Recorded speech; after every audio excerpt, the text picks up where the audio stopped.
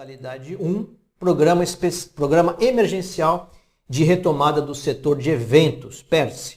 Adesão até 26/11 de 2021. Tá? Essa transação ela é exclusiva para débitos da PGFN, ou seja, débitos inscritos em dívida ativa da União. Tá? Então, são débitos somente no âmbito da PGFN. Essa transação não está relacionada a débitos junto à Receita Federal, ou seja, aqueles débitos que ainda não foram inscritos. Tá? Primeiro aspecto, quem são os destinatários? Destinatários, a quem que é oferecida essa modalidade de transação? É oferecida a pessoas jurídicas que exercem atividades econômicas de setor de eventos. Então, atividades ligadas ao setor de eventos, né? E o setor de eventos, nos últimos meses, no último ano, né, por conta da crise sanitária, por conta das quarentenas que a gente está vivendo, tiveram um impacto econômico muito grande. Por quê? Porque pararam de acontecer eventos, né? Pararam de acontecer espetáculos, pararam de acontecer festas, festas de casamento, festa de aniversário, festa de cachorro, festa de debutante, festa de divórcio, né? Parou tudo, né? Então essas empresas potencialmente tiveram prejuízos e certamente ficaram, evidentemente, sem produzir riquezas, sem fazer circular mercadorias e prestar serviços e, consequentemente, deixaram de pagar tributos. Então, essas entidades, essas empresas, né, poderão se beneficiar dessa modalidade de transação que é específica para empresas do setor de eventos. Então, quais são essas pessoas jurídicas? São pessoas jurídicas, inclusive entidades sem fins lucrativos, que exerçam as seguintes atividades econômicas que a portaria relaciona, né? Não só a portaria, quanto a lei que introduziu. Eu vou dar também, no final de cada uma das modalidades, o fundamento legal, para que vocês saibam, tá? E também vou deixar tudo isso que a gente está falando aqui num PDFzinho, para vocês acessarem, depois que vocês concluírem a apresentação de hoje, depois que a gente concluir a apresentação de hoje, tá? Eu vou deixar uma senhazinha para vocês abrirem esses arquivos lá no final da aula, tá bom? Então, inclusive, entidades sem fins lucrativos que exerçam as seguintes atividades econômicas, direto ou indiretamente. Realização ou comercialização de congressos, feiras, eventos esportivos, sociais, promocionais ou culturais, feiras de negócios, shows, festas, festivais, simpósios ou espetáculos em geral, casas de eventos, bufês sociais e infantis, casas noturnas e casas de espetáculo. Hotelaria em geral, empresas de administração de salas de exibição cinematográfica e prestação de serviços turísticos, conforme a Lei 11.771. Então, essa aqui é a relação das pessoas jurídicas enquadradas, tá? E a portaria também fala o seguinte, que para saber se aquela determinada empresa está enquadrada ou não nessa transação, basta que se consulte o seu CNAE, né? E o CNAE, pela portaria 7163 de 2021, essa portaria mostra quais são os CNAEs, né? Classificação Nacional de Atividades Econômicas dessas modalidades de empresa que podem optar por essa transação. Tá? Quais são os valores máximos de débitos que podem ser incluídos nessa transação? Não há um limite. Tá? Então, qualquer débito, qualquer valor de débito pode ser objeto de inclusão nessa transação do PERSE, qualquer valor. E a portaria, ela sublinha, ela destaca, ela enfatiza que débitos acima de 5 milhões de reais poderão ser objeto de acordo de transação individual, tá? Que é uma modalidade de acordo que eu falei há pouco para vocês, que eu fiz referência, que a gente vai procurar falar numa outra oportunidade, né? Que é mais específico. Então, débitos acima de 5 milhões de reais podem ser objeto de transação individual. E uma outra coisa que se destaca aqui é o seguinte, essas transações individuais, esses acordos de transação individual, eles não têm prazo para vencer, né? Então, esses acordos que são propostos pela Fazenda de forma geral, né, que são essas transações por acordo de adesão, né, transação por adesão, elas têm esses prazos definidos em lei. Nesse caso aqui, a gente tem o prazo de 26 de novembro desse ano, né? Mas se aquela empresa for apresentar uma proposta de transação individual, não há prazo estabelecido, tá?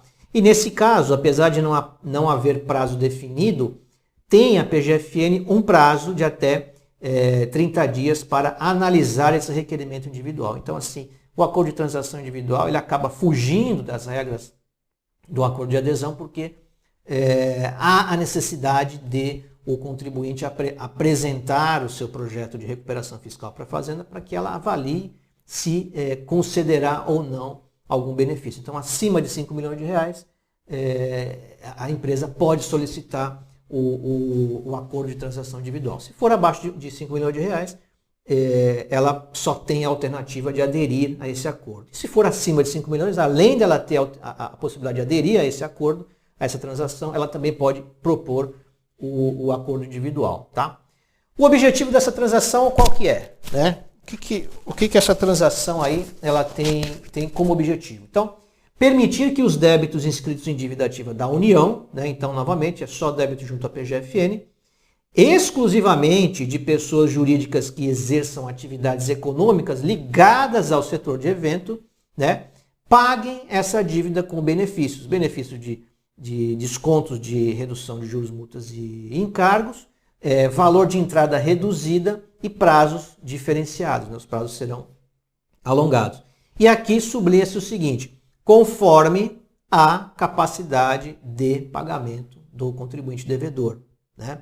Esse aspecto da capacidade econômica do contribuinte devedor, a gente já vai falar o que significa, tá? Mas já adiantando, o contribuinte terá que prestar uma declaração para a Fazenda, demonstrando algumas informações econômicas, né, atualizadas sobre a empresa, que, por sua vez, poderão fazer com que haja a concessão ou não de descontos. Então vejam, nessas transações que a gente coloca como sendo necessário que o contribuinte comprove a capacidade de pagamento dele, poderá não haver a concessão de descontos, tá? Então, assim, essa é uma dessas modalidades. Sempre que a gente falar que é uma modalidade que depende de o contribuinte comprovar a sua capacidade econômica, poderá haver ou não a concessão de benefícios. E esses benefícios serão estimados de acordo com o valor da dívida e o valor da capacidade de pagamento do contribuinte. Então, os percentuais irão variar, não é um percentual fixo, tá? Ainda que eu tenha dito aqui, em alguns casos, que tem parcelamentos que concedem até 100% de redução de juros e multa e encargos legais, esse 100% poderá não acontecer, a depender do que o contribuinte comprovar de capacidade econômica que ele tem. Então, quão pior for, né? Quão pior que fala, ou quão ruim for, né? Enfim, o quanto mais, né? O quanto menor for a capacidade econômica do contribuinte liquidar essa dívida, com base nas informações que ele prestar e com base nos cálculos que a Fazenda fizer, maior será o desconto. Quanto maior for a expectativa de pagamento dessa dívida por parte do contribuinte, baseado nos aspectos econômicos que ele comprovar, menor será o desconto. Então pode ser que tenha um desconto de 1%, pode ser que tenha um desconto de 0%, que não tenha desconto nenhum, e pode ser que tenha um desconto de 100%. Tá? Então assim, vai depender da comprovação da capacidade econômica do contribuinte. Eu fiz uma relação aqui, também vou disponibilizar a vocês para facilitar a visualização de quais são cada uma das modalidades e também essas características, se há necessidade ou não de comprovação de capacidade. Por exemplo, essa primeira eu relacionei aqui como sendo o PERSE, né, o limite de valor ilimitado, né, não há limite de valor para a inclusão de débitos no programa, né, na transação. Porém, se o débito for maior que 5 milhões, nós temos a possibilidade de fazer a transação individual. Prazo 26/11, o órgão PGFN, destinatários, pessoas jurídicas do setor de serviços. Existe a necessidade de dar entrada? Então, voltando aqui, nesse caso, é necessário dar entrada nesse programa de parcelamento? Não, tá? Não é necessário o pagamento de entrada mínima como condição à adesão. Então, assim, a grande maioria, para não dizer todos os demais programas todas as demais transações, exigem que o contribuinte pague uma determinada entrada, um percentual do valor total da dívida, sem a aplicação de redução de juros, multas e encargos legais, para que o saldo, né, após o pagamento dessa entrada, o contribuinte terá aí um prazo para pagar essa entrada, pode ser 12 meses, pode ser 5 meses, pode ser 3 meses, cada modalidade vai falar e a gente vai falar aqui sobre elas. Após paga essa entrada, o contribuinte poderá parcelar o resto com redução de juros, multas e encargos legais, tá? No caso desta primeira modalidade que a gente está falando, não existe pagamento de entrada mínima, ou seja, os percentuais de redução serão aplicados sobre o valor integral do débito, né? Então, pode haver, nesse caso aqui, a concessão de até 100% de redução de juros, multas e encargos legais, tá? Então, quais são os benefícios dessa modalidade de transação? Primeiro benefício, não é necessário pagar entrada, tá? Segundo benefício, expectativa de aplicação de redução de até 100% dos juros, das multas e dos encargos legais. E, neste caso, limitado a 70% sobre o valor total do débito. Então, ainda que a gente possa aplicar 100% de redução sobre os juros, sobre as multas e sobre os encargos legais, a gente tem que limitar a 70% do valor do débito.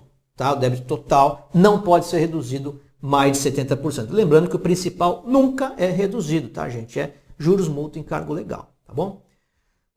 O saldo devedor, né? A partir de ser, depois que é aplicada essa redução, você pode dividir em até 145 parcelas mensais e subsequentes. Tá? Então, no caso das empresas que são empresas de eventos, né? Nesse caso aqui dessa transação, a gente tem a expectativa de que a parcela seja que o valor seja parcelado em até 145 prestações. Tá? Então, nesse caso aqui, aplica-se a todas as pessoas jurídicas que estão que são as beneficiárias dessa transação. Tá? E os descontos, né, como eu havia dito, são sempre estabelecidos, são sempre estimados, são sempre definidos a partir da capacidade de pagamento do contribuinte. E como é que vai ser feito esse parcelamento, né? Como é que é a distribuição das parcelas desse parcelamento? O que diz a portaria, né? Da primeira à 12ª prestação, cada parcela equivale a 0,3% da dívida, né? Então você vai pegar o saldo da dívida, aquele saldo sobre o qual já foram aplicados os benefícios de redução de juros, multas e encargos legais, você vai aplicar 0,3% e vai definir a primeira prestação, da primeira até a 12ª. Da 13ª à 24ª, a prestação é de 0,4% do valor da dívida. Da 25ª à 36ª, prestação 0,5% sobre o valor da dívida. E da 37ª em diante, o percentual é aquele correspondente à divisão do saldo devedor pela quantidade de parcelas que faltam. Tá? Então, assim, primeiro ano, 0,3%, segundo ano, 0,4%, terceiro ano, 0,5% cada prestação, e a partir do quarto ano, né, do primeiro mês do quarto ano, da 30ª parcela em diante, você vai pegar o saldo e dividir pela quantidade de parcelas que faltam. Tá? E aí pode dar um percentual de 0,7, 0,9, 0,4. 0,4 não vai dar, vai ser sempre algo superior a 0,5. Né? Um cálculo. Inclusive eu tenho uma tabela aqui que eu fiz, uma simulação também para deixar para vocês, uma tabela pronta, tá? Para que vocês simplesmente insiram as variáveis e o cálculo já vai ser feito. Bem bacaninha essa tabela no Excel. Tá? Eu, modéstia à parte, sei mexer no Excel na base do tentativa e erro. Então eu vou fazendo as planilhas até o momento que eu consigo chegar naquela planilha definitiva e apresento para os meus clientes os resultados e, acreditem, são os resultados que batem com os cálculos da fazenda. Não vou dizer que batem em 100%, mas assim, existe uma margem de erro, mas nada que seja impactante. Tá? Então essas planilhas de Excel, podem acreditar, elas funcionam para que vocês façam uma estimativa de quanto que vai ser o valor da parcela. Tá? Eu vou também disponibilizar essas planilhas para você com muito prazer, tá bom? E a gente vai colocar aí para vocês que estão inscritos na nossa jornada, tá bom? Outra coisa, lembrando que débitos previdenciários, né, não custa a gente repetir, apesar de que isso é uma norma geral, não se aplica a uma ou outra transação, se aplica a todas, tá? A questão de que débitos previdenciários, se for débito previdenciário, a gente só vai dividir no máximo em 60 prestações por conta da limitação do parágrafo 11 do artigo 195 da Constituição Federal, tá bom? Valores mínimos das parcelas. Quais são os valores mínimos? R$100 para o empresário individual, microempresa e empresa de pequeno porte.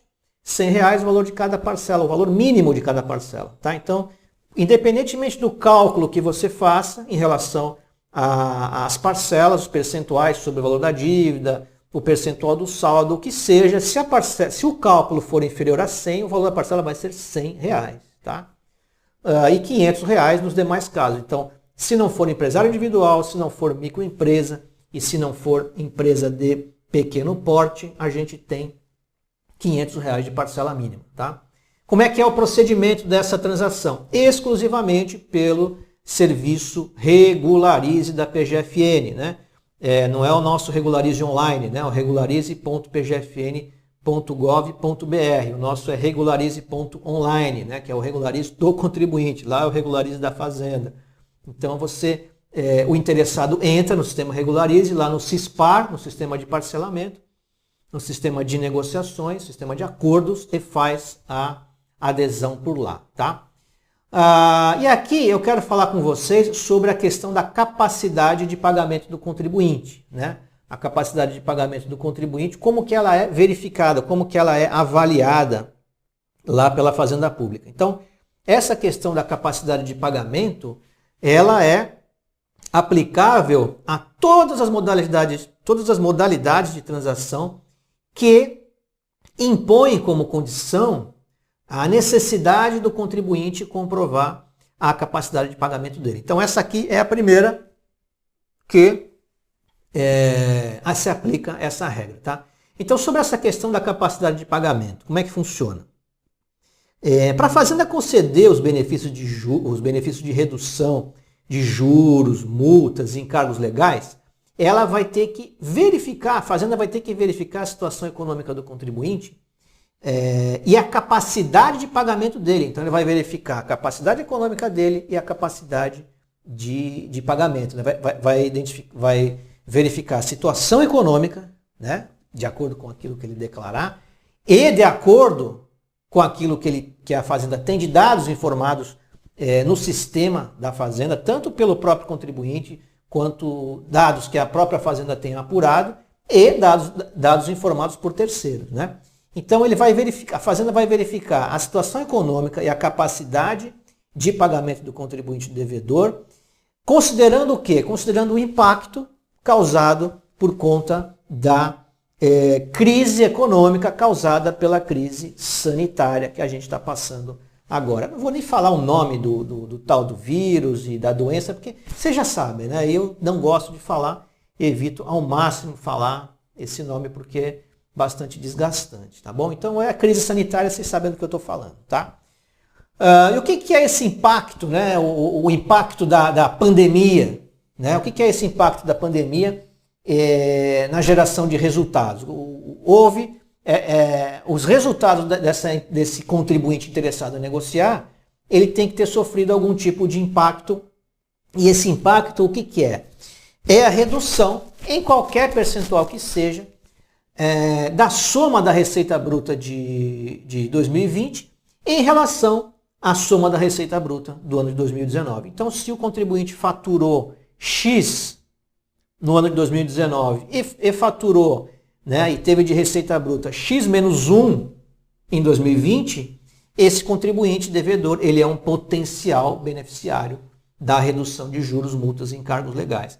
E se ele não teve redução, né, é muito provável que ele não terá qualquer benefício, né? E aí, nesse caso, ou ainda que o benefício será de menor expressividade.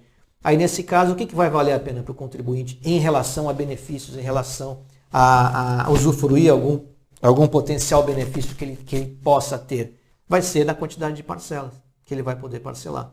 Porque, basicamente, as reduções ele não vai ter, né? Provavelmente ele não vai ter. Então, essa redução, né, em qualquer percentual da soma da receita bruta mensal de 2020 em relação à soma da receita bruta de 2019, ele vai ser utilizado como redutor da capacidade de pagamento daquele contribuinte. E esse redutor vai ser aplicado em uma fórmula, tá? Eu também tenho uma planilha com essa fórmula que a gente faz aqui no escritório para apurar se aquele percentual que está sendo aplicado lá de acordo com o que a Receita apresenta está correto ou não.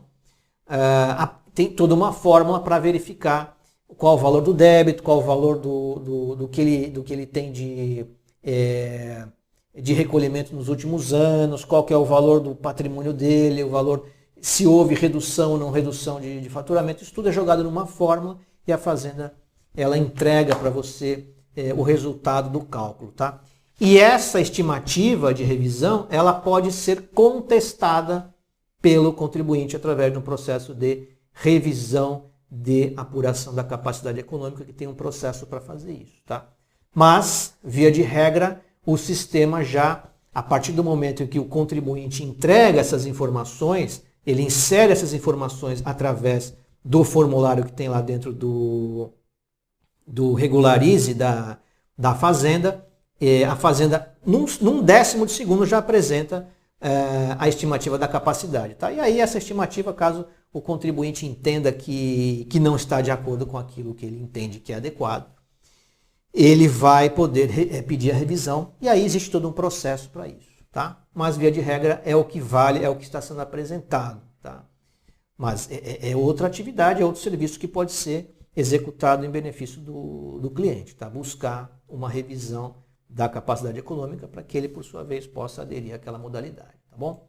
Bom, e como é que funciona a prestação dessas informações, tá? Necessárias para a verificação da capacidade de pagamento, né? Isso se aplica, novamente, a todas as modalidades que tenham como condição a comprovação da capacidade de pagamento do contribuinte para obter a redução de juros e multa. Então, primeiro ele tem que preencher um documento, um formulário lá no site Regularize, que é o formulário de declaração de receita e rendimento. Receita para a empresa, rendimento para pessoa física. Então, e o preenchimento dessa declaração é uma etapa indispensável, porque se não for preenchida essa declaração, né, e essa declaração é preenchida sob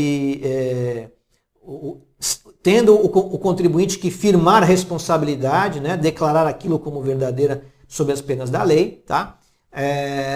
Essa declaração é uma etapa indispensável. Sem ela, sem preencher essa declaração, sem preencher esse formulário e ter o cálculo analisado ali pela Fazenda, não abre nem o setor para o contribuinte requerer adesão a esse parcelamento, a essa transação, tá? Então é necessária o preenchimento. Após concluir o preenchimento da declaração, o contribuinte terá acesso as informações sobre a sua capacidade de pagamento, bem como a fórmula utilizada para o cálculo. Tá?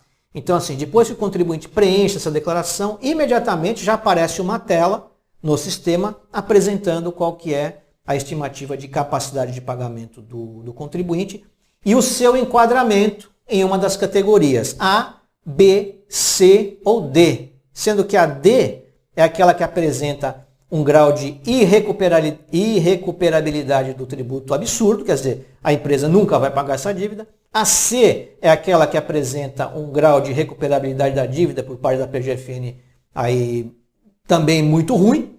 E as categorias B e A são aquelas que a Receita, que a Fazenda considera como que a sua capacidade de pagamento existe. Então, se a empresa acabar sendo qualificada nas categorias C e D, ela tem a expectativa de ter redução de juros, multa e encargos legais. Se ela foi categorizada em A e B, esquece, ela não terá a redução e sequer haverá a possibilidade dela fazer adesão. Salvo engano, se a categoria é A e B, não dá nem para fazer adesão porque não tem nenhum objeto, né? A empresa não vai ter nenhum tipo de redução de juros e multa. Então ela migra para outra espécie de transação que já nem concede nada disso, né? Que só concede o parcelamento, a gente vai ver aqui qual que é logo na sequência, tá? Então, a negociação somente estará disponível, estou confirmando aqui na leitura, a negociação somente estará disponível para o contribuinte que, após o preenchimento da declaração, apresentar a classificação como transação reduzida igual a C ou D. Se for A e B, nem haverá a disponibilização da negociação, tá? E estando enquadrado em uma dessas duas classificações, C ou D, ele pode requerer a adesão à transação. E essa requisição, a adesão à transação, nessa requisição, quando ele entrar no sistema para fazer a requisição, ele terá a oportunidade de fazer a simulação previamente, tá? Então ele não vai simplesmente entrar no sistema e já vai aderir. Tem todo o sistema que permite a simulação, e isso sem prejuízo dele fazer a simulação na mão, né? Ele levantar uma planilha para fazer uma simulação à mão, e essa planilha aqui eu vou encaminhar para vocês, tá bom? O contribuinte deverá inferir nessa adesão, então aí dentro do procedimento de adesão, ele vai informar quais são os débitos que ele pretende incluir, qual a quantidade de parcelas que ele pretende parcelar, e ele vai fazer a adesão e, feita a adesão, vai emitir o pagamento, emitir a parcela, né, o DARF, para fazer o pagamento. Tá? Então, só enfatizando aqui, antes da adesão, é possível fazer a simulação do débito, da simulação de como vai ficar o débito, como vão ficar as parcelas, né? Quais serão os valores das parcelas, os descontos que serão concedidos e tudo mais. Tá? E nesse aspecto a gente pode concluir aqui. Sobre o pedido de revisão, que eu falei para vocês, é o capítulo 6º da portaria PGFN 7917 de 2001. Lá fala como que é feito o pedido de revisão. Então, todas as transações em que há o condicionamento à aplicação de benefício de redução de juros, multas e encargos legais, à capacidade econômica do contribuinte, há a necessidade de ser feita essa declaração, de ser preenchido esse formulário, sob pena de não o fazendo o contribuinte sequer acessar o sistema de negociação. E uma vez feita a declaração e apurado qual que é o benefício que o contribuinte terá direito, o contribuinte não achando que aquilo lhe é adequado, ele pode entrar com o pedido de revisão. Tá? Finalmente, qual que é a legislação aplicável, né, para que vocês tenham aí anotado, né, mas é claro que eu vou disponibilizar isso aqui também, tá? É a portaria PGFN número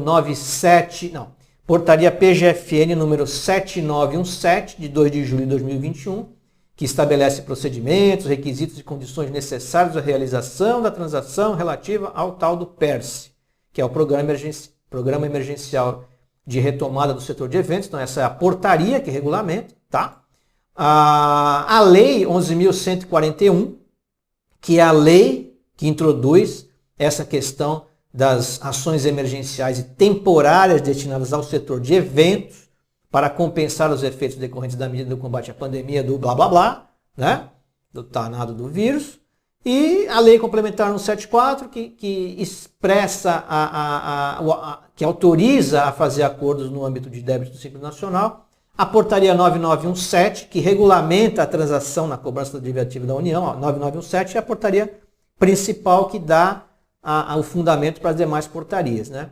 E a lei, evidentemente, 13.988, que é a lei do contribuinte legal, e o Código Tributário Nacional. Então essa é a legislação que fundamenta, basicamente, né, essa transação. Então, concluindo aqui, a transação, a primeira modalidade, que é a transação do Programa Emergencial de Retomada do setor de eventos, o PERSE.